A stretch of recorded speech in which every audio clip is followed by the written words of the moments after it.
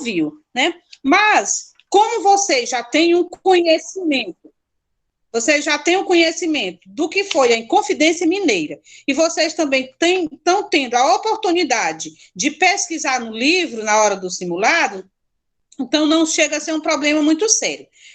Seria sim, se fosse nas nossas aulas normais, se vocês chegassem para fazer a prova sem pesquisar, aí tá certo. Mas vocês tendo a oportunidade de pesquisar, né, não chega a ser um problema muito sério. E também a tia conhece a capacidade de cada um de vocês. Tá bom? A tia sabe que vocês são capazes de pesquisar e de se aprofundar no conteúdo. É tanto que a gente vai ver em Confidência Mineira e vocês já vão estar bem por dentro por conta de que vocês já estudaram, né, para fazer essa prova, ok? Então, vamos lá, continuando a correção. Página 2. Complete a afirmativa abaixo. Vocês vão conferindo, viu, gente? Alguém se atrapalhar aí, não der certo, é só falar que a tia vai repetir. O Brasil, entre os séculos 17 e 18, foi marcado por vários movimentos, denominados por alguns autores de revoltas nativistas, por ser uma luta de nativos, os nativos do Brasil, contra os estrangeiros e o domínio português. Ok? Alguém pegaram? Pode repetir de novo, tia? Como é, Hudson?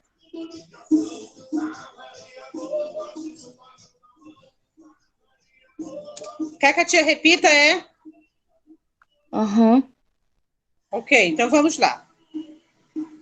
O Brasil, preste atenção, ok?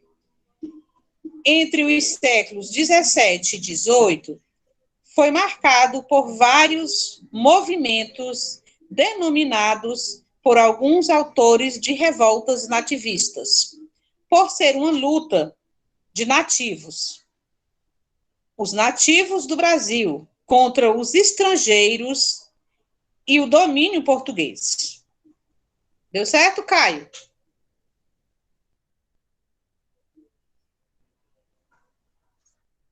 Deu, tia, já Ok, peguei muito tudo. bem.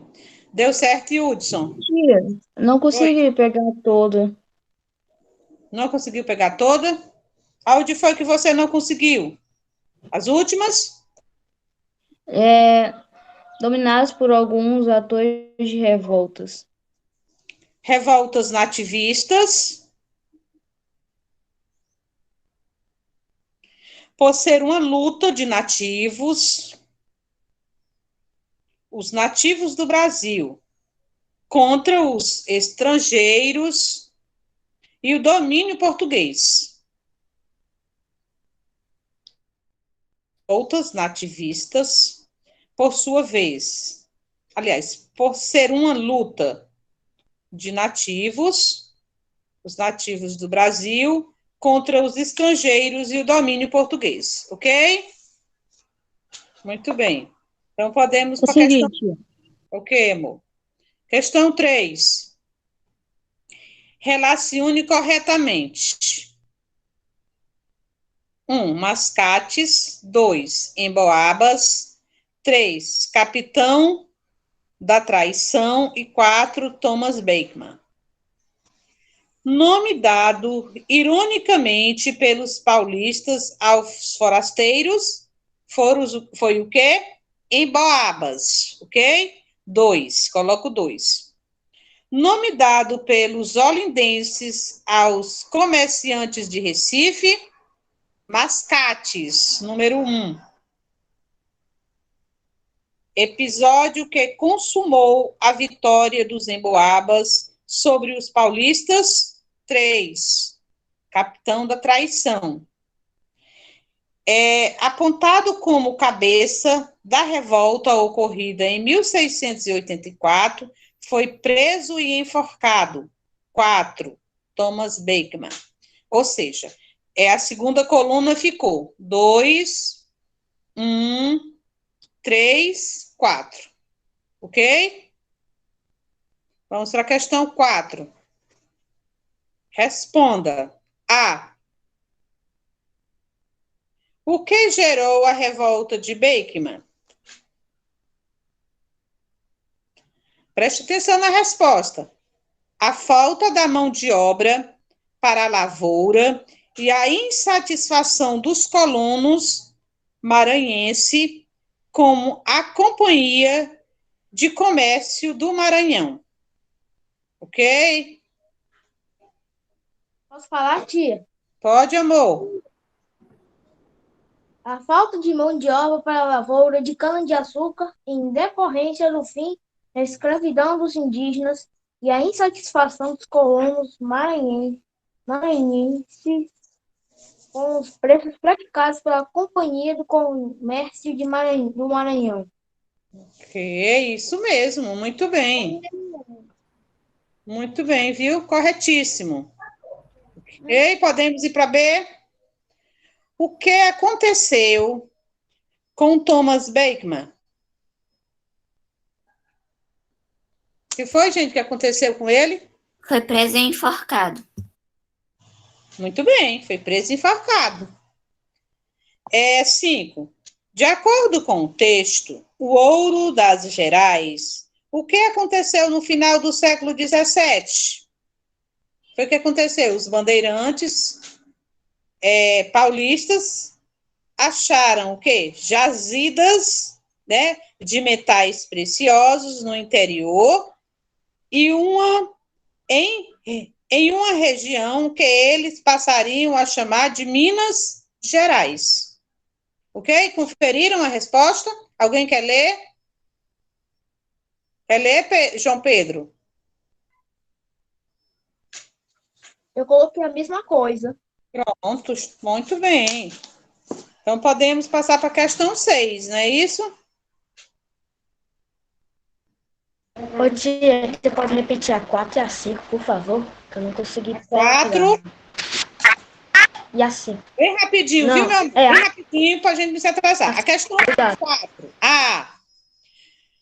A falta de mão de obra para a lavoura e a insatisfação dos colonos maranhenses com a Companhia do Comércio do Maranhão.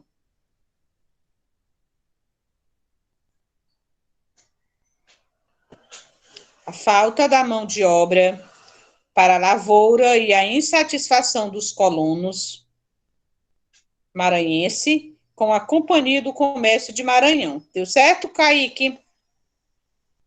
A B. Deu, viu, tia? Obrigado. De nada. A B. O que aconteceu com Thomas Bateman? Ele foi preso e enforcado, não é isso? Agora voltamos para a questão 5. De acordo com o texto, o ouro das Gerais, o que aconteceu no final do século XVII. Então, o que foi que aconteceu no final do século XVII? Vamos conferir a resposta, tá bom? Os bandeirantes paulistas acharam jazidas de metais preciosos no interior, em uma região que eles passaram a chamar de Minas Gerais. Ok? Conferiram? Então, podemos... Obrigado. Podemos ir para a questão 6. Tia, por favor. Oi. Pode repetir a 5 para mim, tia, por favor? Ok, bem rapidinho, tá bom? Os bandeirantes paulistas acharam jazidas de metais preciosos no interior, em uma região que eles passariam a chamar de Minas Gerais.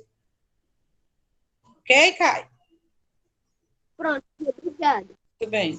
Questão 6. Em relação à Guerra dos Emboabas, pinte a resposta correta às questões abaixo. A. Em que local aconteceram os conflitos? Em Minas Gerais. Ok? Todo mundo pinta o quadradinho. Quem não pintou, pinta agora. Minas Gerais. B. Quem estava envolvido nos conflitos? Paulistas e portugueses. C. Quem liderava os emboabas? Manuel N. Viana. D. Em que ano a revolta teve início? 1707. Ok? Todo mundo marcou? Muito bem, João Pedro. Excelente. Ok? Questão 7. Responda.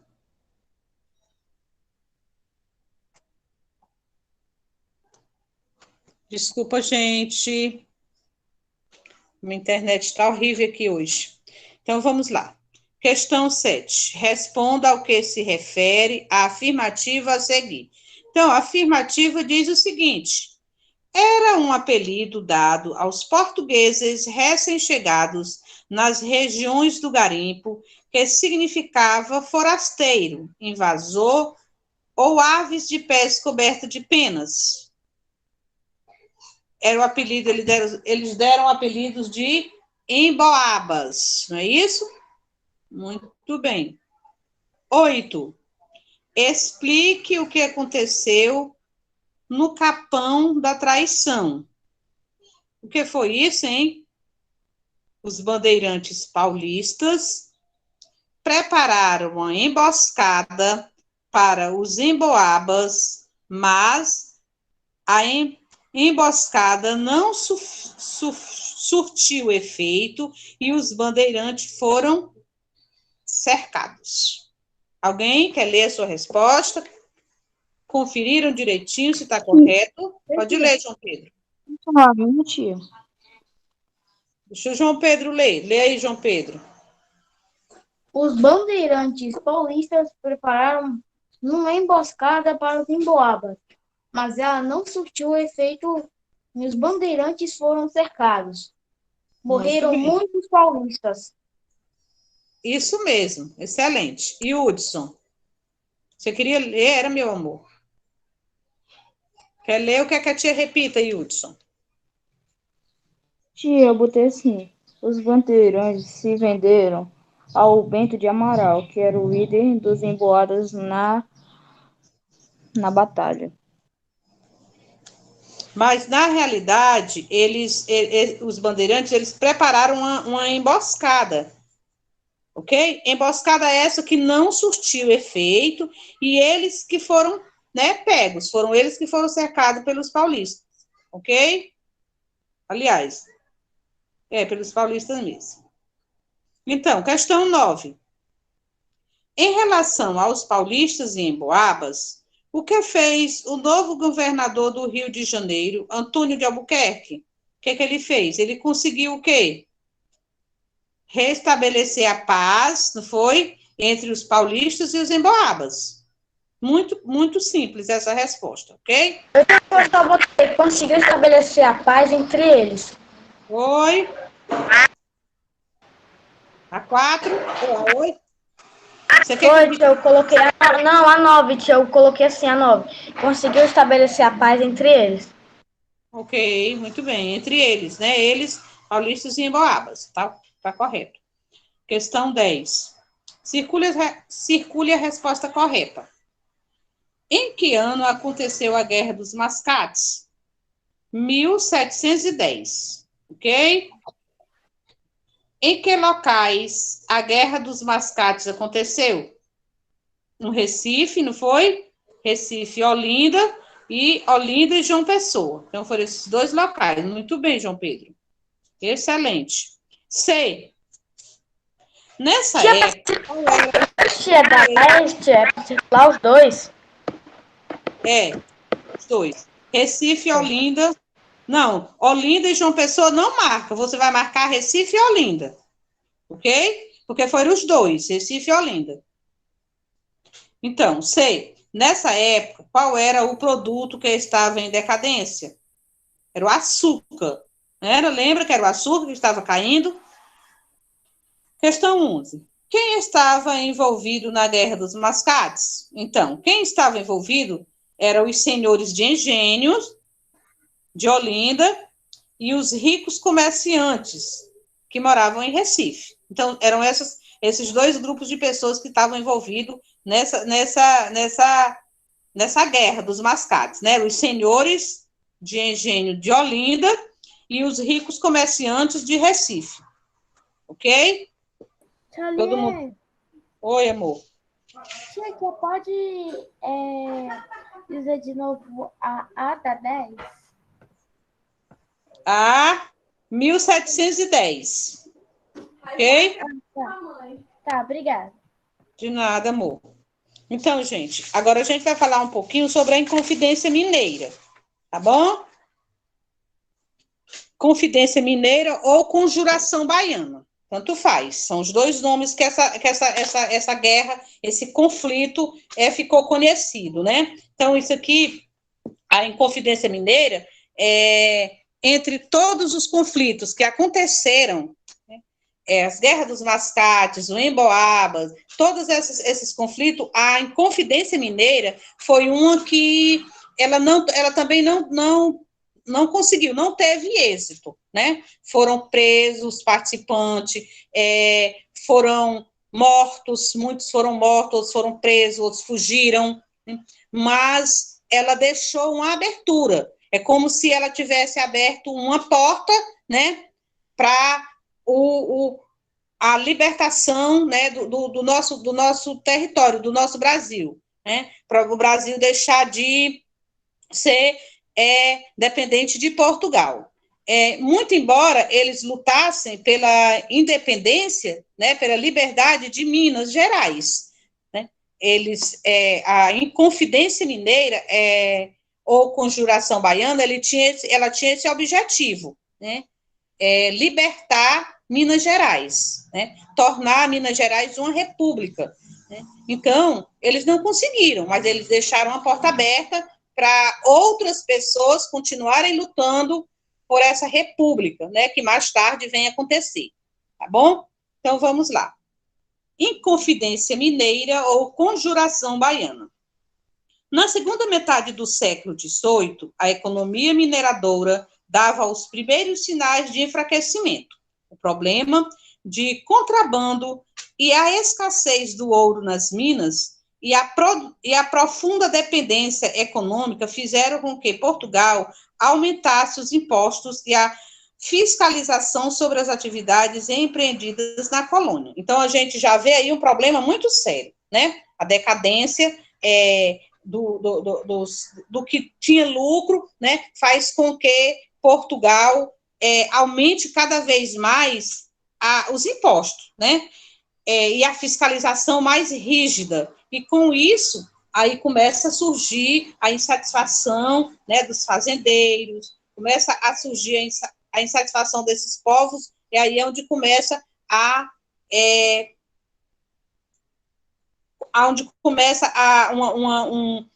uma ideia de revolução, uma ideia de lutarem, né, para que isso acabe.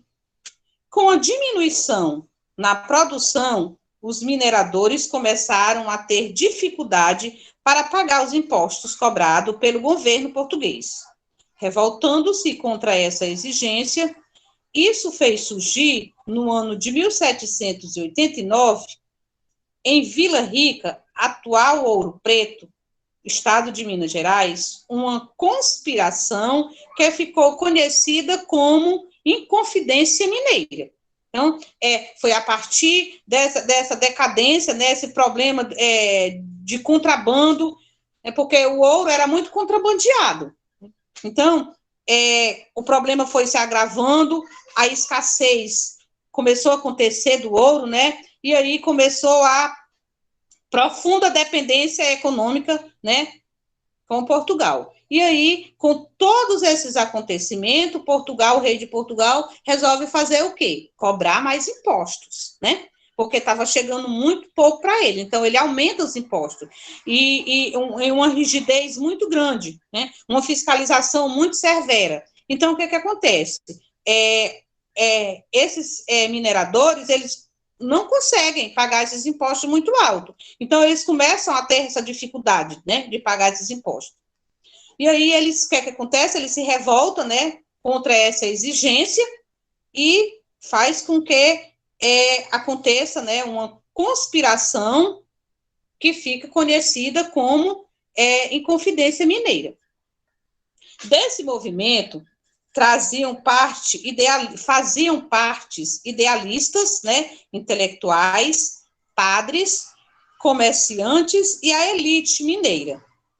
Mas, entre eles, destacou-se um homem simples e muito corajoso, dentista ambulante, mascate, garimpeiro e militar, chamado de Joaquim José da Silva Xavier, né, que nós conhecemos como Tiradentes, né, por ele ser um dentista ambulante, né, ele era conhecido como Tiradentes. Então, ele foi o cabeça dessa revolta, foi ele o que liderou essa revolta, né? Alguns fatores determinaram esse movimento, né? A tia já falou anteriormente que foi o quê? A cobrança, né, excessiva de impostos com taxas muito altas, o decreto do derrama, que era uma expedição para cobrar os impostos atrasados obrigatórios, né, a mineradores entregarem seus bens para saldar suas dívidas. Ou então, eles marcaram um dia X para fazer essa cobrança dos impostos atrasados, né? Impostos estavam todos atrasados, porque os mineradores, os senhores, né, donos desse minério, não tinham como pagar. Os impostos eram muito altos. Então, o governador decretou, o rei de Portugal, aliás, decretou o quê? O dia do derrama, que era o dia onde os soldados vinham para buscar esse imposto. Eles diziam que não tinha, não importava. Eles vinham buscar, entravam dentro da casa deles e tiravam o que eles tinham de valor e levavam. Então, ficou conhecido como o dia do derrama, esse dia que eles vinham, né, cobrar os impostos atrasados, era obrigatório, né? E como eles não tinham, né, eles levavam o que eles tivessem de melhor dentro da sua casa, ok? Então, o decreto da derrama foi uma lei criada por Portugal, que a cada ano as regiões de exploração deveriam pagar 100 arrobas de ouro, o equivalente a 1.500 quilos. E isso levou o povo ao desespero. Por decisão dos inconfidentes, a revolta teve início no dia da derrama e tinha como objetivo tornar o Brasil independente. Pretendiam instituir a república, fundar uma universidade, abrir escolas e criar um serviço militar obrigatório. Então, os inconfidentes, né, já faziam suas reuniões secretas, combinando, né, que nesse dia do derrama, no dia que eles viriam para cobrar esses impostos, eles tornariam, né, o nosso território totalmente independente. Mas aí acontece algo, né, que não faz com que isso não aconteça, onde a gente vai ver isso agora, ok? Os inconfidentes não obtiveram êxito em seus planos, pois um dos seus membros, Joaquim Silveira dos Reis, denunciou seus companheiros em troca do perdão de suas dívidas. Nesse período, o governador Visconde de Barbacena suspendeu a derrama, né? Então, esse Joaquim Silveira dos Reis, ele também era um inconfidente, ele também participava, mas ele também tinha uma dívida para com o governo. E aí, para quitar essa dívida, o que foi que ele fez? Ele fez um acordo, entregou, né, os inconfidentes e teve a sua dívida quitada. Com o resultado da traição de Silveira dos Reis, alguns inconfidentes foram expulsos do país, outros foram presos e seu principal líder, que era Tiradentes, foi enforcado e esquartejado no dia 21 de abril de 1792, na cidade do Rio de Janeiro.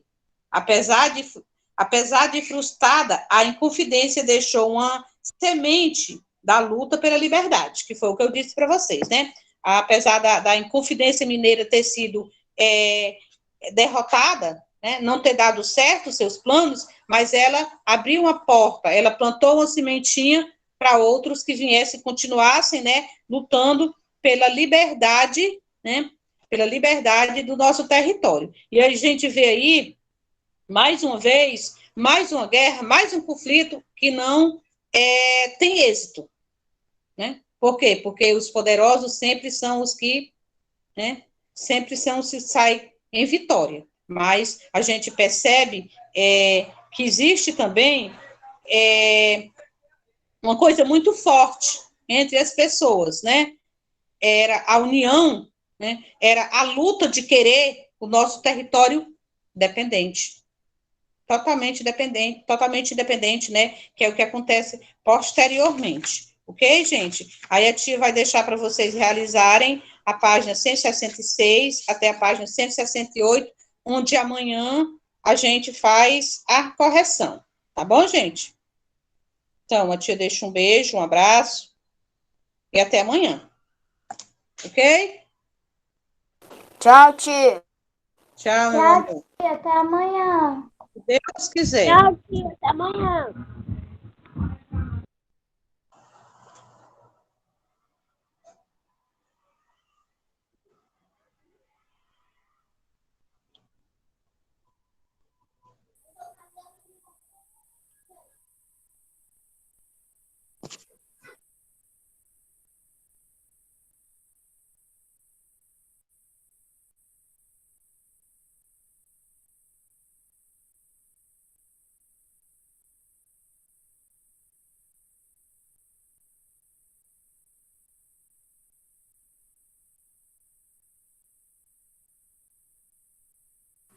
Tchau, gente. Até amanhã.